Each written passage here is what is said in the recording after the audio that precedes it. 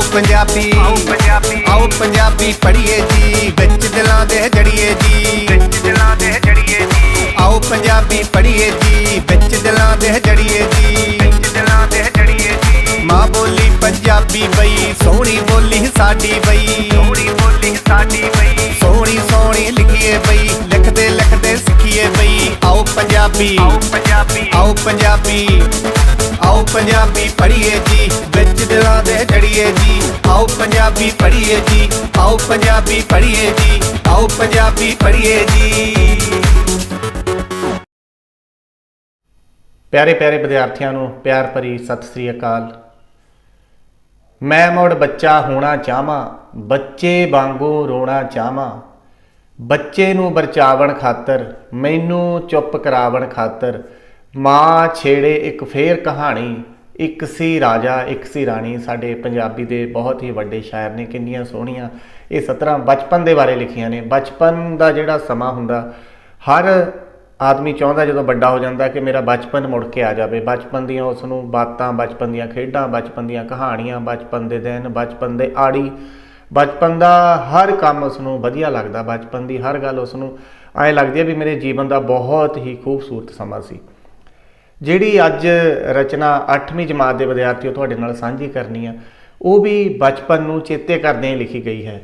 तो लिखी है साडी पंजाबी दी बहुत ही वड्डी कवित्री अमृता प्रीतम जी ने, जिन्हां ने 8वीं जमात की पाठ पुस्तक विच जिहड़ी रचना शामिल है, जिन्हां दी लिखी हुई उसका नाम है अमड़ी दा वेड़ा। अमृता प्रीतम जी अपनी अमड़ी दे वेड़े नूं याद करते हैं जदों उन्होंने बचपन हंडाया। सो बचपन दे विच बहुत रंग हुंदे ने, बहुत खुशियां हुंदियां ने, बहुत चाह हुंदे ने। बचपन विलखण हुंदा, चाहे कोई किसी भी तरह का बच्चा, चाहे कोई गरीब घर का बच्चा, चाहे कोई अमीर घर का बच्चा, पर जिहड़ा बचपन हुंदा ना, वो सारिआं नूं प्यारा हुंदा। बचपन की उम्र बारे, बचपन की जिंदगी बारे, बचपन के जीवन बारे, बचपन की सोचण बारे, बचपन दीआं खेडां बारे बहुत खूबसूरत साडे बहुत शायरां ने गीत लिखे ने। साडे लोक गीतां विच भी बचपन के बारे बहुत कुछ असीं सुणदे हां।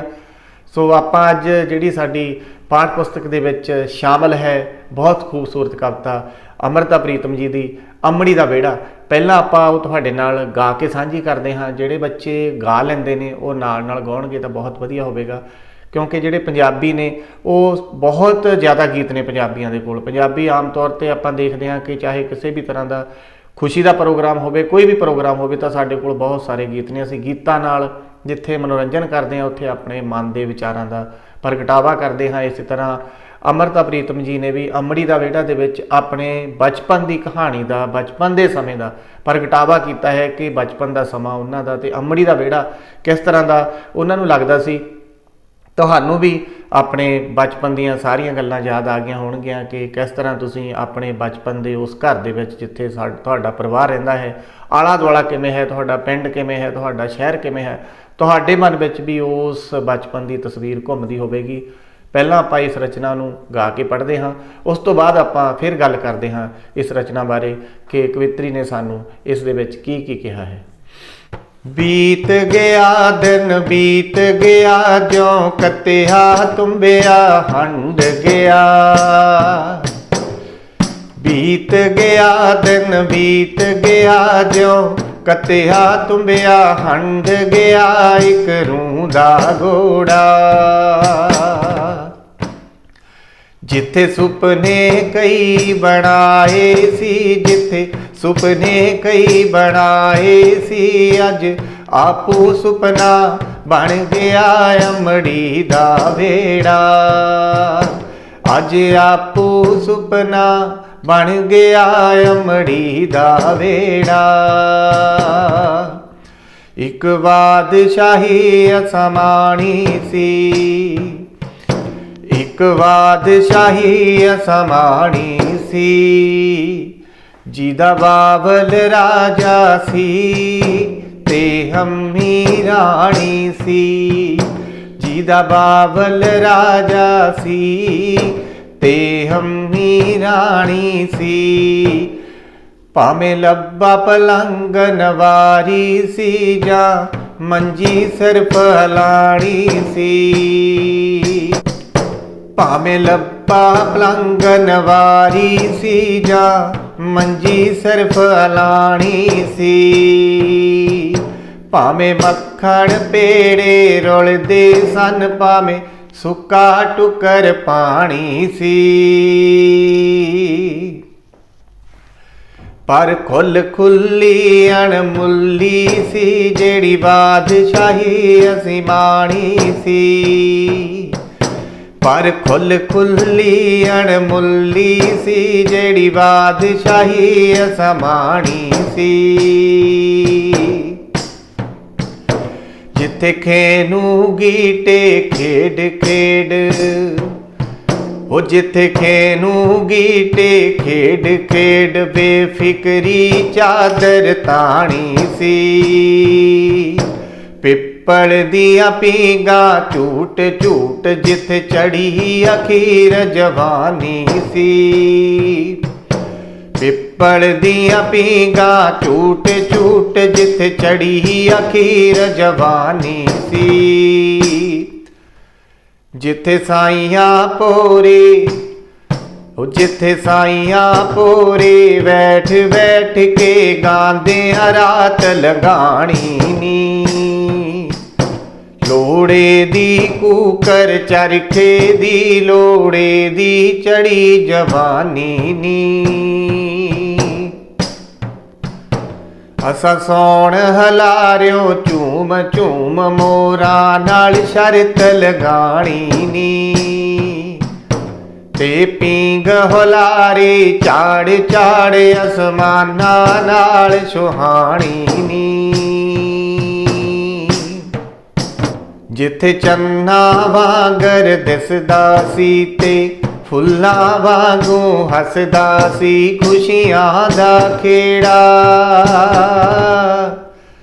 ਕਦੇ ਮੈਂ ਉਸ ਵੇੜੇ ਵਸਦੀ ਸੀ, ਕਦੇ ਮੈਂ ਉਸ ਵੇੜੇ ਵਸਦੀ ਸੀ। ਅੱਜ ਮੇਰੇ ਸੀਨੇ ਵਸਦਾ ਨੀ ਅੰਬੜੀ ਦਾ ਵੇੜਾ।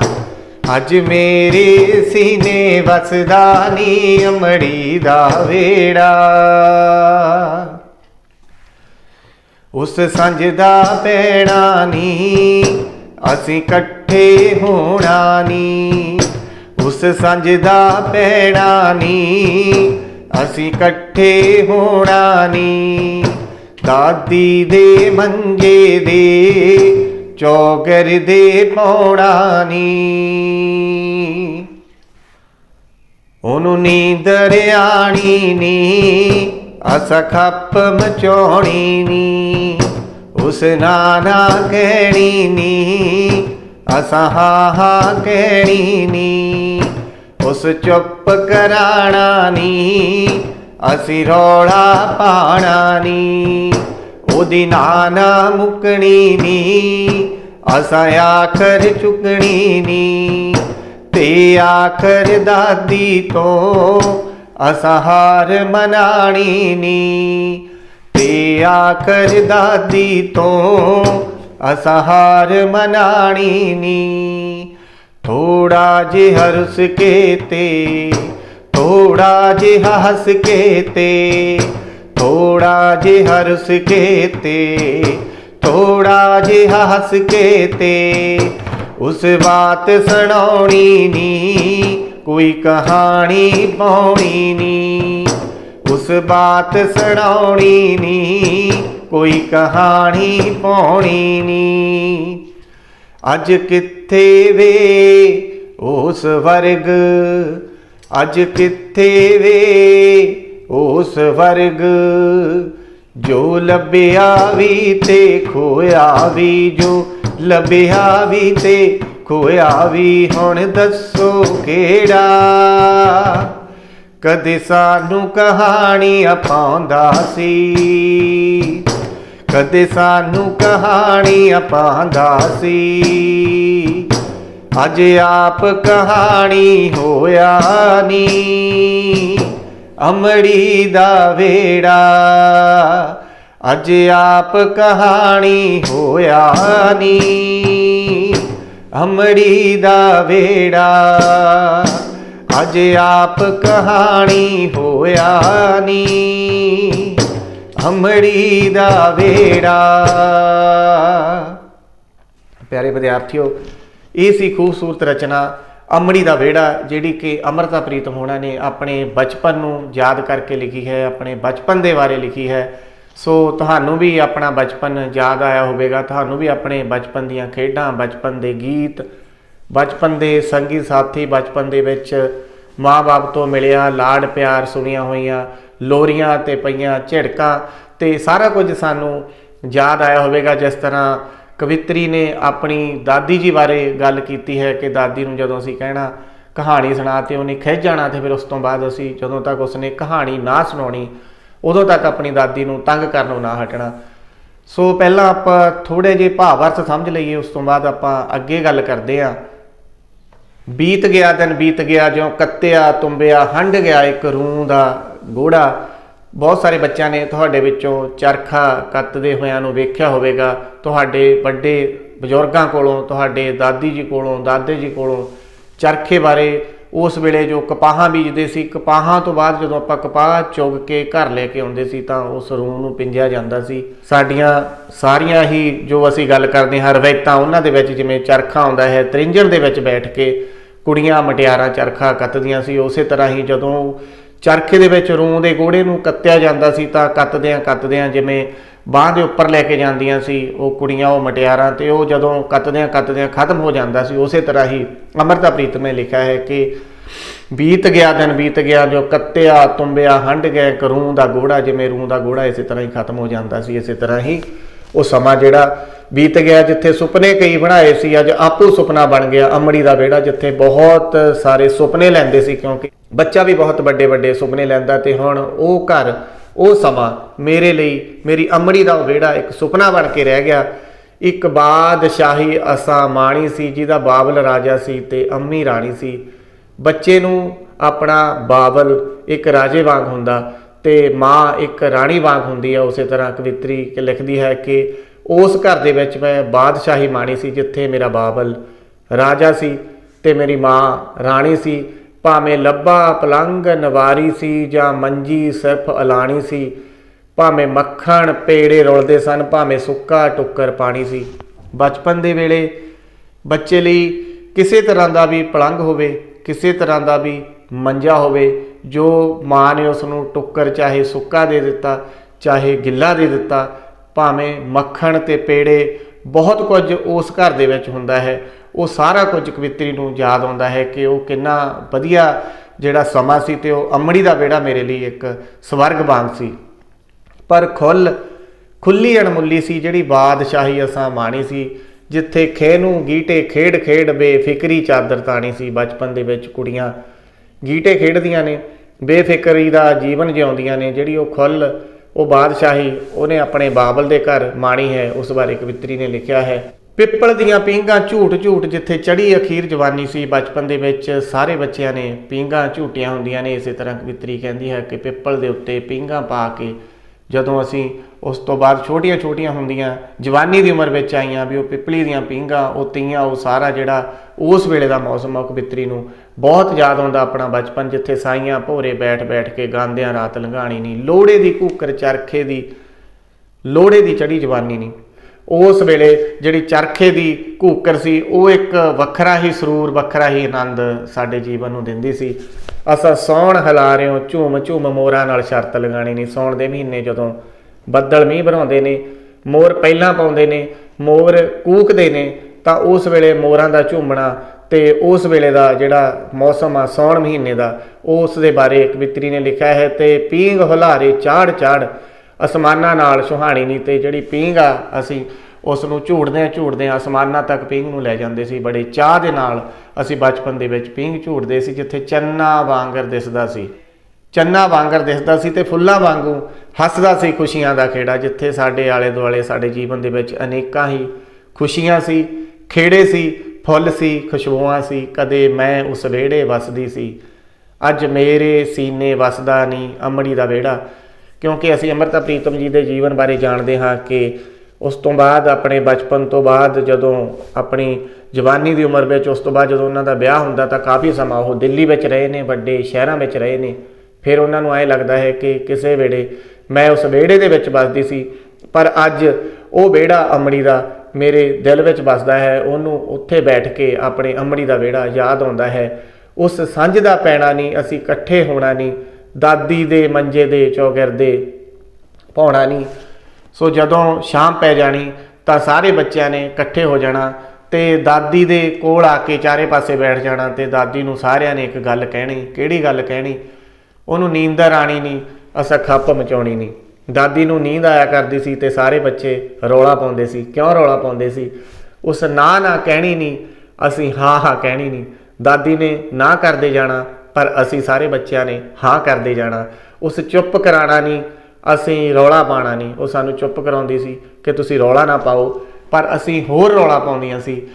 ਉਹਦੀ ਨਾ ਮੁੱਕਣੀ ਨਹੀਂ, ਅਸਾਂ ਆਖਰ ਚੁੱਕਣੀ ਨਹੀਂ। ਆਖਰ ਚੁੱਕਣੀ ਭਾਵ ਅਸੀਂ ਹੋਰ ਰੌਲਾ ਪਾ ਦੇਣਾ। ਉਹਨੇ ਸਾਨੂੰ ਨਾ ਕਰਦੇ ਜਾਣਾ ਪਰ ਅਸੀਂ ਹੋਰ ਜ਼ਿਆਦਾ ਰੌਲਾ ਪਾ ਦੇਣਾ ਤੇ ਆਖਰ ਦਾਦੀ ਤੋਂ ਅਸੀਂ ਹਾਰ ਮਨਾਣੀ ਨਹੀਂ ਤੇ ਆਖਰ ਦਾਦੀ ਤੋਂ ਅਸੀਂ ਆਪਣੀ ਗੱਲ ਆ ਜਿਹੜੀ ਮਨਵਾ ਲੈਂਦੇ ਸੀ। ਉਹ ਕਿਹੜੀ ਗੱਲ ਅਸੀਂ ਦਾਦੀ ਤੋਂ ਮਨਾ ਲੈਂਦੇ ਸੀ? ਥੋੜ੍ਹਾ ਜਿਹਾ ਰੁੱਸ ਕੇ ਤੇ ਥੋੜ੍ਹਾ ਜਿਹਾ ਹੱਸ ਕੇ ਤੇ ਦਾਦੀ ਨੇ ਰੁੱਸ ਜਾਣਾ। ਰੁੱਸਣ ਤੋਂ ਬਾਅਦ ਥੋੜ੍ਹਾ ਜਿਹਾ ਹੱਸ ਪੈਣਾ। ਉਸ ਬਾਤ ਸੁਣਾਉਣੀ ਨਹੀਂ, ਕੋਈ ਕਹਾਣੀ ਪਾਉਣੀ ਨਹੀਂ। ਦਾਦੀ ਨੇ ਕੋਈ ਬਾਤ ਸੁਣਾਉਣੀ, ਕੋਈ ਕਹਾਣੀ ਸੁਣਾਉਣੀ ਤੇ ਅਸੀਂ ਸਾਰਿਆਂ ਨੇ ਦਾਦੀ ਦੇ ਕੋਲੇ ਬੈਠ ਕੇ ਉਹ ਕਹਾਣੀਆਂ, ਉਹ ਬਾਤਾਂ ਸੁਣਦੇ ਜਾਣਾ। ਅੱਜ ਕਿੱਥੇ ਵੇ ਉਹ ਸਵਰਗ? ਅੱਜ ਉਹ ਸਵਰਗ ਕਿੱਥੇ ਹੈ? ਬਚਪਨ ਦਾ ਉਹ ਖੂਬਸੂਰਤ ਸਮਾਂ ਜਦੋਂ ਦਾਦੀ ਕਹਾਣੀ ਸੁਣਾਉਂਦੀ ਸੀ, ਜਦੋਂ ਮੋਰ ਪਹਿਲਾਂ ਪਾਉਂਦੇ ਸੀ, ਜਦੋਂ ਪੀਂਘਾਂ ਝੂਟਦੇ ਸੀ, ਜਦੋਂ ਗੀਟੇ ਖੇਡਦੀਆਂ ਸੀ। ਉਹ ਸਾਰੀਆਂ ਗੱਲਾਂ ਕਵਿੱਤਰੀ ਯਾਦ ਕਰਕੇ ਲਿਖਦੀ ਹੈ ਕਿ ਉਹ ਸਵਰਗ ਕਿੱਥੇ ਹੈ ਬਚਪਨ ਦੀ ਉਮਰ ਵਾਲਾ, ਜੋ ਲੱਭਿਆ ਵੀ ਤੇ ਖੋਇਆ ਵੀ। ਹੁਣ ਦੱਸੋ ਕਿਹੜਾ? ਵੀ ਜਿਹੜਾ ਜੀਵਨ ਦੇ ਵਿੱਚ ਆਇਆ ਵੀ ਤੇ ਖੋਇਆ ਵੀ। ਸਾਨੂੰ ਕਦੇ ਕਹਾਣੀਆਂ ਪਾਉਂਦਾ ਸੀ, ਅੱਜ ਆਪ ਕਹਾਣੀ ਹੋਇਆ ਨਹੀਂ। ਅਮੜੀ ਦਾ ਵਿਹੜਾ ਜਿਹੜਾ ਉਸ ਵੇਲੇ ਸਾਨੂੰ ਕਹਾਣੀਆਂ ਸੁਣਾਉਂਦਾ ਸੀ, ਬਾਤਾਂ ਸੁਣਾਉਂਦਾ ਸੀ, ਅਮੜੀ ਦਾ ਉਹ ਵਿਹੜਾ ਹੁਣ ਕਿੱਥੇ ਗਿਆ? ਉਸ ਅਮੜੀ ਦੇ ਵਿਹੜੇ ਨੂੰ ਯਾਦ ਕਰਕੇ ਬਹੁਤ ਖੂਬਸੂਰਤ ਕਵਿਤਾ ਜਿਹੜੀ ਅਸੀਂ ਪੜ੍ਹੀ ਹੈ, ਸਮਝੀ ਹੈ, ਜਾਣੀ ਹੈ, ਕਿਉਂਕਿ ਅਰਥ ਜਾਣਨੇ ਵੀ ਬਹੁਤ ਜ਼ਰੂਰੀ ਹਨ। ਜਿੱਥੇ ਅਸੀਂ ਇਸ ਕਵਿਤਾ ਦਾ ਪੜ੍ਹ ਕੇ ਆਨੰਦ ਮਾਣਦੇ ਹਾਂ ਉੱਥੇ ਸਾਨੂੰ ਪ੍ਰੀਖਿਆ ਦੇ ਵਿੱਚ ਕਵਿਤਾ ਦੇ ਅਰਥ ਲਿਖਣੇ ਵੀ ਆਉਂਦੇ ਹਨ। ਇਸ ਕਰਕੇ ਸਾਨੂੰ ਅਰਥ ਜਾਣਨੇ ਵੀ ਜ਼ਰੂਰੀ ਹਨ। ਇਸ ਨੂੰ ਬਹੁਤ ਖੂਬਸੂਰਤ ਢੰਗ ਨਾਲ ਅਸੀਂ ਗਾ ਸਕਦੇ ਹਾਂ। ਜੇਕਰ ਅਸੀਂ ਕਲਾਸ ਦੇ ਵਿੱਚ ਇਸ ਨੂੰ 2-3 ਵਾਰ 4 ਵਾਰ ਗਾ ਲੈਂਦੇ ਹਾਂ, ਬੱਚੇ ਰਲ ਕੇ ਗਾਉਂਦੇ ਹਨ ਤਾਂ ਆਸਾਨੀ ਨਾਲ ਯਾਦ ਹੋ ਜਾਂਦੀ ਹੈ। ਇਸ ਕਰਕੇ ਕੋਸ਼ਿਸ਼ ਕਰਨੀ ਚਾਹੀਦੀ ਹੈ ਸਾਡੇ ਵਿਦਿਆਰਥੀਆਂ ਨੂੰ ਕਿ ਰਲ ਕੇ ਕਲਾਸ ਦੇ ਵਿੱਚ ਇਸ ਕਵਿਤਾ ਨੂੰ ਗਾਉਣ ਤਾਂ ਉਹਨਾਂ ਲਈ ਯਾਦ ਕਰਨੀ ਸੌਖੀ ਹੋ ਜਾਵੇਗੀ। ਕੁਝ ਕੁ ਪਾਠ ਅਭਿਆਸ ਦੇ ਵਿੱਚ ਪ੍ਰਸ਼ਨ ਹਨ ਜਿਨ੍ਹਾਂ ਬਾਰੇ ਆਪਾਂ ਗੱਲ ਕਰਦੇ ਹਾਂ। ਜਿਹੜੀਆਂ ਖਾਸ ਗੱਲਾਂ ਨੇ ਉਹ ਤੁਸੀਂ ਨੋਟ ਕਰ ਲੈਣੀਆਂ ਨੇ। ਪਹਿਲਾ ਪ੍ਰਸ਼ਨ ਹੈ, ਇਸ ਕਵਿਤਾ ਵਿੱਚ ਬਚਪਨ ਦੀਆਂ ਕਿਹੜੀਆਂ ਮੌਜਾਂ ਤੇ ਖੁਸ਼ੀਆਂ ਦਾ ਵਰਣਨ ਹੈ? ਉੱਤਰ ਅਸੀਂ ਇਸ ਤਰ੍ਹਾਂ ਲਿਖਾਂਗੇ। ਇਸ ਕਵਿਤਾ ਵਿੱਚ ਬਚਪਨ ਦੇ ਖੁੱਲ੍ਹ ਡੁੱਲ ਤੇ ਬੇਪਰਵਾਹੀ ਭਰੇ ਬਾਦਸ਼ਾਹੀ ਜੀਵਨ, ਹਰ ਹਾਲਤ ਵਿੱਚ ਖਿੜੇ ਰਹਿਣ, ਬੇਫਿਕਰੀ ਨਾਲ ਖੇਡਾਂ ਵਿੱਚ ਲੱਗੇ ਰਹਿਣ, ਪੀਂਘਾਂ ਝੂਟਣ, ਰਾਤ ਭਰ ਗਾਉਂਦਿਆਂ ਰਹਿਣ ਅਤੇ ਦਾਦੀ ਤੋਂ ਬਾਤਾਂ ਸੁਣਨ ਦੀਆਂ ਮੌਜਾਂ ਤੇ ਖੁਸ਼ੀਆਂ ਦਾ ਵਰਣਨ ਹੈ। ਅਗਲਾ ਪ੍ਰਸ਼ਨ ਹੈ, ਇਸ ਕਵਿਤਾ ਵਿੱਚ ਕੁੜੀਆਂ ਦੇ ਪੀਂਘਾਂ ਝੂਟਣ ਅਤੇ ਚਰਖਾ ਕੱਤਣ ਦਾ ਦ੍ਰਿਸ਼ ਵਰਣਨ ਕਰੋ।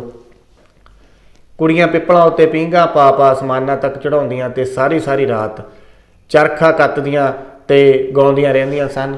ਇਹ ਪ੍ਰਸ਼ਨ ਅਸੀਂ ਯਾਦ ਕਰ ਲੈਣੇ ਹਨ ਤੇ ਸਤਰਾਂ ਦੇ ਭਾਵ ਸਪਸ਼ਟ ਕਰੋ, ਉਹ ਅਸੀਂ ਕਰ ਚੁੱਕੇ ਹਾਂ। ਸੋ ਜੇਕਰ ਅਸੀਂ ਕਿਸੇ ਰਚਨਾ ਨੂੰ ਧਿਆਨ ਨਾਲ ਪੜ੍ਹ ਲੈਂਦੇ ਹਾਂ, ਸੁਣ ਲੈਂਦੇ ਹਾਂ ਜਾਂ ਉਸ ਨੂੰ ਯਾਦ ਕਰ ਲੈਂਦੇ ਹਾਂ ਤੇ ਕੁਝ ਕੁ ਔਖੇ ਸ਼ਬਦ ਜਿਨ੍ਹਾਂ ਬਾਰੇ ਸਾਨੂੰ ਅਰਥ ਨਹੀਂ ਪਤਾ ਹੁੰਦੇ, ਜੇਕਰ ਉਹਨਾਂ ਨੂੰ ਪੜ੍ਹ ਲੈਂਦੇ ਹਾਂ ਤਾਂ ਸਾਡੇ ਲਈ ਭਾਵ ਅਰਥ ਕਰਨੇ ਬਹੁਤ ਸੌਖੇ ਹੋ ਜਾਂਦੇ ਨੇ। ਆਪਾਂ ਕੁਝ ਕੁ ਔਖੇ ਸ਼ਬਦਾਂ ਦੇ ਅਰਥ ਜਿਹੜੇ ਕਿ ਸਾਡੀ ਪਾਠ ਪੁਸਤਕ ਵਿੱਚ ਵੀ ਦਿੱਤੇ ਹੋਏ ਨੇ ਉਹਨਾਂ ਬਾਰੇ ਗੱਲ ਕਰਦੇ ਹਾਂ। ਗੋੜਾ, ਪਿੰਜੀ ਹੋਈ ਰੂੰ ਦਾ ਗੋਲਾ ਜਿਸ ਤੋਂ ਪੂਣੀਆਂ ਬਣਾਈਆਂ ਜਾਂਦੀਆਂ ਹਨ। ਜਿਸ ਤਰ੍ਹਾਂ ਰੂੰ ਨੂੰ ਪਿੰਜਣ ਤੋਂ ਬਾਅਦ ਉਸ ਦੀਆਂ ਪਹਿਲਾਂ ਪੂਣੀਆਂ ਬਣਾ ਲਈਆਂ ਜਾਂਦੀਆਂ ਨੇ, ਉਸ ਤੋਂ ਬਾਅਦ ਚਰਖੇ ਦੇ ਉੱਤੇ ਉਹਨਾਂ ਨੂੰ ਕੱਤਿਆ ਜਾਂਦਾ ਹੈ। ਪਲੰਘ, ਨਵਾਰੀ, ਨਵਾਰ ਦਾ ਬਣਿਆ ਹੋਇਆ ਮੰਜਾ, ਇਹ ਹੋ ਸਕਦਾ ਹੈ ਤੁਹਾਡੇ ਪਿੰਡਾਂ ਦੇ ਜੋ ਬੱਚੇ ਨੇ ਉਹਨਾਂ ਦੇ ਘਰੇ ਅੱਜ ਵੀ ਤੁਹਾਨੂੰ ਦੇਖਣ ਨੂੰ ਮਿਲਦਾ ਹੋਵੇ। ਅਲਾਣੀ, ਬਿਨਾਂ ਬਿਸਤਰੇ ਤੋਂ, ਜਿਵੇਂ ਕਵਿੱਤਰੀ ਨੇ ਕਵਿਤਾ ਦੇ ਵਿੱਚ ਵੀ ਲਿਖਿਆ ਹੈ ਕਿ ਉਹ ਮੰਜਾ ਕਈ ਵਾਰ ਜਿੱਥੇ ਕੋਈ ਬਿਸਤਰਾ ਵੀ ਨਹੀਂ ਹੁੰਦਾ ਸੀ, ਸਾਨੂੰ ਉਸ ਮੰਜੇ 'ਤੇ ਪੈ ਕੇ ਵੀ ਬੜੀ ਨੀਂਦ ਆਉਂਦੀ ਸੀ, ਬੜਾ ਚੰਗਾ ਲੱਗਦਾ ਸੀ।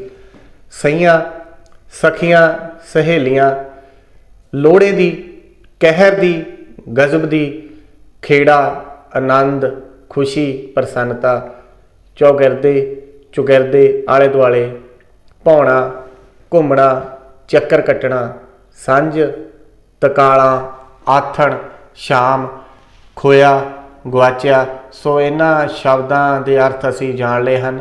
ਜੇ ਕਿਸੇ ਸ਼ਬਦ ਦੇ ਅਰਥ ਸਾਨੂੰ ਔਖੇ ਲੱਗਣ ਤਾਂ ਅਸੀਂ ਉਸ ਨੂੰ ਕਾਪੀ 'ਤੇ 2-3 ਵਾਰ ਲਿਖ ਕੇ ਯਾਦ ਕਰ ਲੈਣਾ ਹੈ, ਕਿਉਂਕਿ ਜੇ ਸਾਨੂੰ ਸ਼ਬਦਾਂ ਦੇ ਅਰਥ ਪਤਾ ਹੋਣਗੇ ਫਿਰ ਹੀ ਅਸੀਂ ਕਿਸੇ ਰਚਨਾ ਦੇ ਵਧੀਆ ਢੰਗ ਨਾਲ ਸਰਲ ਅਰਥ ਕਰ ਸਕਦੇ ਹਾਂ। ਵਾਕਾਂ ਵਿੱਚ ਵਰਤੋ, ਇਹ ਵੀ ਬਹੁਤ ਜ਼ਰੂਰੀ ਪ੍ਰਸ਼ਨ ਹੁੰਦਾ ਹੈ ਪ੍ਰੀਖਿਆ ਵਿੱਚ ਵੀ, ਵੈਸੇ ਵੀ ਸਾਡੇ ਜੀਵਨ ਵਿੱਚ ਵੀ। ਜੇਕਰ ਅਸੀਂ ਸ਼ਬਦਾਂ ਦੇ ਵਧੀਆ ਵਾਕ ਬਣਾ ਸਕਦੇ ਹਾਂ ਤਾਂ ਆਮ ਜੀਵਨ ਦੇ ਵਿੱਚ ਵੀ ਸਾਡੀ ਬੋਲਚਾਲ ਬਹੁਤ ਵਧੀਆ ਹੋ ਸਕਦੀ ਹੈ। ਜਿਨ੍ਹਾਂ ਲੋਕਾਂ ਦੀ ਬੋਲਚਾਲ ਬਹੁਤ ਵਧੀਆ ਹੁੰਦੀ ਹੈ ਉਹ ਹਰ ਖੇਤਰ ਵਿੱਚ ਬਹੁਤ ਤਰੱਕੀ ਕਰਦੇ ਨੇ, ਭਾਵੇਂ ਰਾਜਨੀਤੀ ਦਾ ਖੇਤਰ ਹੋਵੇ, ਭਾਵੇਂ ਵਪਾਰ ਦਾ ਖੇਤਰ ਹੋਵੇ, ਭਾਵੇਂ ਦੁਕਾਨਦਾਰੀ ਹੋਵੇ ਜਾਂ ਸਿੱਖਿਆ ਦਾ ਖੇਤਰ ਹੋਵੇ। ਇਸ ਕਰਕੇ ਕਿਸੇ ਗੱਲ ਨੂੰ ਕਿੰਨੇ ਵਧੀਆ ਢੰਗ ਨਾਲ ਕਹਿਣਾ ਹੈ, ਵਾਕਾਂ ਵਿੱਚ ਵਰਤੋਂ ਨਾਲ ਅਸੀਂ ਬਹੁਤ ਵਧੀਆ ਢੰਗ ਨਾਲ ਇਹ ਗੱਲ ਸਿੱਖਦੇ ਹਾਂ। ਜਿਵੇਂ ਕੁਝ ਸ਼ਬਦ ਹਨ, ਬਾਦਸ਼ਾਹੀ, ਅਣਮੁੱਲੀ, ਬਾਬਲ, ਚਰਖਾ, ਵਿਹੜਾ, ਪੀਂਘ, ਘੂਕਰ, ਕਹਾਣੀ। ਬਾਦਸ਼ਾਹੀ, ਹਕੂਮਤ। ਪੰਜਾਬ ਵਿੱਚ ਮਹਾਰਾਜਾ ਰਣਜੀਤ ਸਿੰਘ ਦੀ ਬਾਦਸ਼ਾਹੀ ਕਾਇਮ ਰਹੀ ਹੈ। ਜਿਵੇਂ ਕਵਿੱਤਰੀ ਨੇ ਲਿਖਿਆ ਹੈ, ਜਿਹੜੀ ਬਾਦਸ਼ਾਹੀ ਅਸੀਂ ਮਾਣੀ ਸੀ ਆਪਣੇ ਅੰਮੜੀ ਦੇ ਵਿਹੜੇ ਦੇ ਵਿੱਚ। ਅਣਮੁੱਲੀ, ਬਹੁਮੁੱਲੀ, ਉੱਚਾ ਚਰਿੱਤਰ ਅਣਮੁੱਲੀ ਚੀਜ਼ ਹੈ। ਅਸੀਂ ਆਪਣੇ ਵੱਲੋਂ ਵੀ ਕੋਈ ਵੀ ਵਾਕ ਵਧੀਆ ਢੰਗ ਨਾਲ ਬਣਾ ਸਕਦੇ ਹਾਂ। ਕੋਸ਼ਿਸ਼ ਕਰਨੀ ਹੈ ਕਿ ਹਰ ਵਿਦਿਆਰਥੀ ਆਪਣੇ ਜੀਵਨ ਨਾਲ ਜੋੜ ਕੇ ਇਹਨਾਂ ਸ਼ਬਦਾਂ ਦੇ ਵਾਕ ਬਣਾਵੇ। ਬਾਬਲ, ਬਾਪ, ਧੀ ਆਪਣੇ ਬਾਬਲ ਦੇ ਵਿਹੜੇ ਵਿੱਚ ਖੇਡ ਖੇਡ ਕੇ ਜਵਾਨ ਹੁੰਦੀ ਹੈ। ਚਰਖਾ, ਰੂਹ ਨੂੰ ਧਾਗੇ ਵਿੱਚ ਬਦਲਣ ਵਾਲਾ ਯੰਤਰ। ਇਹ ਤੁਸੀਂ ਸਾਰਿਆਂ ਨੇ ਵੇਖਿਆ ਵੀ ਹੋਵੇਗਾ। ਚਰਖਾ, ਕੁੜੀਆਂ ਮਿਲ ਕੇ ਚਰਖਾ ਕੱਤ ਰਹੀਆਂ ਹਨ। ਵਿਹੜਾ, ਘਰ ਵਿੱਚ ਖੁੱਲ੍ਹੀ ਥਾਂ, ਅਸੀਂ ਆਪਣੇ ਘਰ ਦੇ ਵਿਹੜੇ ਵਿੱਚ ਖੇਡਦੇ ਹਾਂ। ਪੀਂਘ, ਰੁੱਖ ਦੇ ਟਾਹ ਨੂੰ ਰੱਸਾ ਬੰਨ੍ਹ ਕੇ ਝੂਟਣ ਲਈ ਬਣਾਇਆ ਭੰਗੂੜਾ। ਕੁੜੀਆਂ ਪਿੱਪਲਾਂ ਹੇਠ ਪੀਂਘਾਂ ਝੂਟ ਰਹੀਆਂ ਹਨ। ਘੂਕਰ, ਘੂਕਣ ਦੀ ਆਵਾਜ਼। ਤ੍ਰਿੰਝਣ ਵਿੱਚ ਚਰਖੇ ਦੇ ਘੂਕਰ ਦੀ ਆਵਾਜ਼ ਸੁਣਾਈ ਦੇ ਰਹੀ ਹੈ। ਕਹਾਣੀ, ਕਥਾ, ਬਾਤ। ਇਹ ਕਹਾਣੀ ਬੜੀ ਦਿਲਚਸਪ ਹੈ। ਤੁਹਾਡੀ ਪਾਠ ਪੁਸਤਕ ਦੇ ਵਿੱਚ ਕੁਝ ਇੱਕ ਵਿਆਕਰਨ ਨਾਲ ਸੰਬੰਧਿਤ ਵੀ ਪ੍ਰਸ਼ਨ ਹਨ। ਸਮਾਸ, ਦੋ ਜਾਂ ਦੋ ਤੋਂ ਵੱਧ ਸ਼ਬਦਾਂ ਨੂੰ ਜੋੜ ਕੇ ਬਣੇ ਸ਼ਬਦ ਨੂੰ ਸਮਾਸ ਕਹਿੰਦੇ ਹਨ। ਇਸ ਪਾਠ ਵਿੱਚ ਆਏ ਸਮਾਸ ਦੇਖੋ। ਮੱਖਣ ਪੇੜੇ, ਖੇਡ ਖੇਡ, ਝੂਟ ਝੂਟ, ਬੈਠੇ ਬੈਠੇ, ਝੂਮ ਝੂਮ, ਚਾੜ ਚਾੜ, ਹਾਂ ਹਾਂ। ਪਿਛਲੇ ਪਾਠਾਂ ਵਿੱਚੋਂ ਅਜਿਹੇ 20 ਸਮਾਸ ਚੁਣ ਕੇ ਲਿਖੋ। ਇਹ ਵੀ ਬੜਾ ਦਿਲਚਸਪ ਕੰਮ ਹੈ ਸਾਡੇ ਵਿਦਿਆਰਥੀਆਂ ਦੇ ਲਈ। ਪਿਛਲੇ ਪਾਠਾਂ ਦੇ ਵਿੱਚੋਂ ਅਸੀਂ ਇਸ ਤਰ੍ਹਾਂ ਦੇ ਸਮਾਸ ਜਿਹੜੇ ਹੈਗੇ ਨੇ ਉਹ ਲੱਭ ਕੇ ਆਪਣੀ ਕਾਪੀ ਦੇ ਉੱਤੇ ਲਿਖ ਲੈਣੇ ਨੇ। ਸੋ ਇਹ ਖੂਬਸੂਰਤ ਰਚਨਾ ਅੰਮ੍ਰਿਤਾ ਪ੍ਰੀਤਮ ਹੋਣਾ ਦੀ, ਜਿਹੜੀ ਕਿ ਆਪਾਂ ਬਹੁਤ ਵਧੀਆ ਢੰਗ ਨਾਲ ਹੁਣੇ ਹੀ ਪੜ੍ਹੀ ਹੈ, ਸਮਝੀ ਹੈ, ਜਾਣੀ ਹੈ, ਸੁਣੀ ਹੈ। ਸੋ ਇੱਕ ਵਾਰ ਆਪਾਂ ਸਾਰਿਆਂ ਨੇ ਇਸ ਕਵਿਤਾ ਨੂੰ ਆਪਣੀ ਜਮਾਤ ਦੇ ਵਿੱਚ ਰਲ ਕੇ ਸਾਰੇ ਵਿਦਿਆਰਥੀਆਂ ਨੇ ਜ਼ਰੂਰ ਗਾਉਣਾ ਹੈ।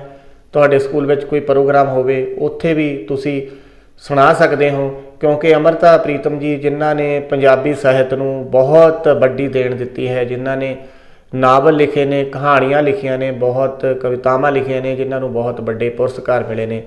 ਪੰਜਾਬੀ ਸਾਹਿਤ ਦੇ ਵਿੱਚ ਵਡਮੁੱਲਾ ਯੋਗਦਾਨ ਪਾਉਣ ਕਰਕੇ ਉਹਨਾਂ ਦੇ ਨਾਵਲਾਂ 'ਤੇ ਫਿਲਮਾਂ ਵੀ ਬਣੀਆਂ ਨੇ।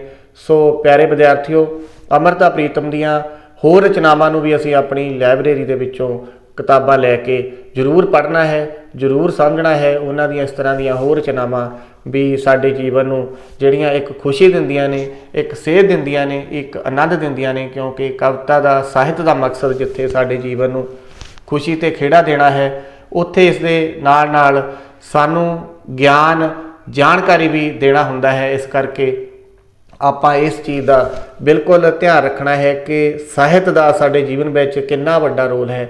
ਉਸੇ ਤਰ੍ਹਾਂ ਅਸੀਂ ਇਹਨਾਂ ਰਚਨਾਵਾਂ ਨਾਲ, ਇਹਨਾਂ ਜੋ ਸਾਡੇ ਪਾਠ ਪੁਸਤਕ ਦੇ ਵਿੱਚ ਕਹਾਣੀਆਂ ਨੇ, ਕਵਿਤਾਵਾਂ ਨੇ, ਵਾਰਤਕ ਦਾ ਭਾਗ ਹੈ, ਉਸ ਨਾਲ ਚੰਗੀ ਤਰ੍ਹਾਂ ਜੁੜਨਾ ਹੈ। ਸੋ ਇੱਕ ਵਾਰ ਫਿਰ ਆਪਾਂ ਅੰਮ੍ਰਿਤਾ ਪ੍ਰੀਤਮ ਦੀ ਇਸ ਰਚਨਾ ਨੂੰ ਗਾ ਕੇ ਪੜ੍ਹਦੇ ਹਾਂ ਅਤੇ ਤੁਸੀਂ ਸਾਰੇ ਵਿਦਿਆਰਥੀਆਂ ਨੇ ਇਸ ਦੇ ਨਾਲ ਨਾਲ ਗਾਉਣ ਦੀ ਕੋਸ਼ਿਸ਼ ਕਰਨੀ ਹੈ। ਬੀਤ ਗਿਆ ਦਿਨ ਬੀਤ ਗਿਆ, ਜਿਉਂ ਕੱਤਿਆ ਤੁੰਬਿਆ ਹੰਡ ਗਿਆ। ਬੀਤ ਗਿਆ ਦਿਨ ਬੀਤ ਗਿਆ, ਜਿਉਂ कत्तिया तुम्बिया हंड गया एक रूंदा घोड़ा। जिथे सुपने कई बनाए सी, जिथे सुपने कई बनाए सी, अज आपू सुपना बन गया अमड़ी दा वेड़ा। अज आपू सुपना बन गया अमड़ी दा वेड़ा। एक बादशाही असमानी सी, एक बादशाही असमानी सी, जिदा बाबल राजा सी ते हम्मी रानी सी। जिदा बाबल राजा सी ते हम्मी रानी सी। भावें लब्बा पलंग नवारी सी, जा मंजी सिर्फ हलानी सी।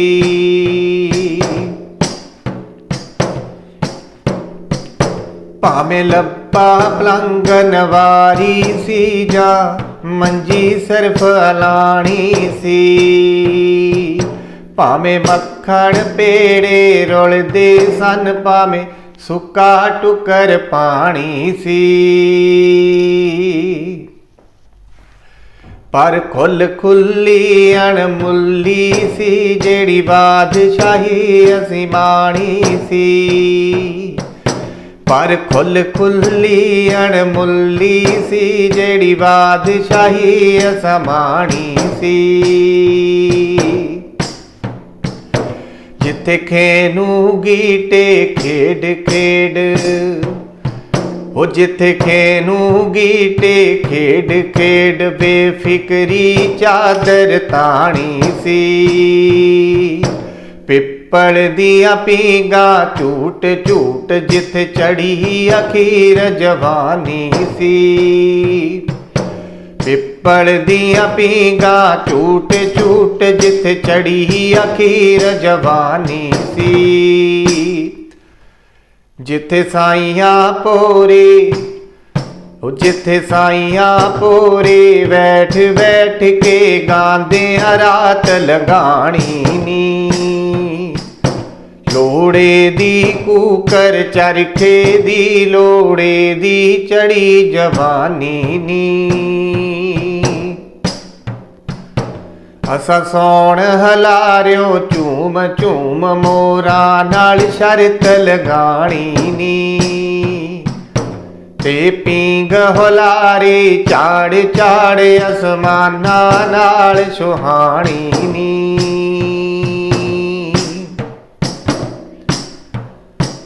जिथे चन्ना वांगर दिसदा सी, ते फुल्लां वांगू हसदा सी, खुशियां दा खेड़ा। कदे मैं उस वेड़े वसदी सी, कदे मैं उस वेड़े वसदी सी। अज मेरे सीने वसदा नी अमड़ी दा वेड़ा। अज मेरे सीने वसदा नी अमड़ी दा वेड़ा। उस संजदा पैना नी असी कट्ठे होना नी। उस संजदा पैना नी असी कट्ठे होना नी। दादी दे मंजे दे चौगर दे पौड़ा नी। ओनू नींदर आनी नी असा खप मचौनी नी। उस नाना कहनी नी असा हा हा कहनी नी। उस चुप कराना नी असी रौला पाना नी। ओदी नाना मुकनी नी असा आखर चुकनी नी। ते आखर दादी तो असा हार मनानी नी। ते आखर दादी तो असा हार मनानी नी।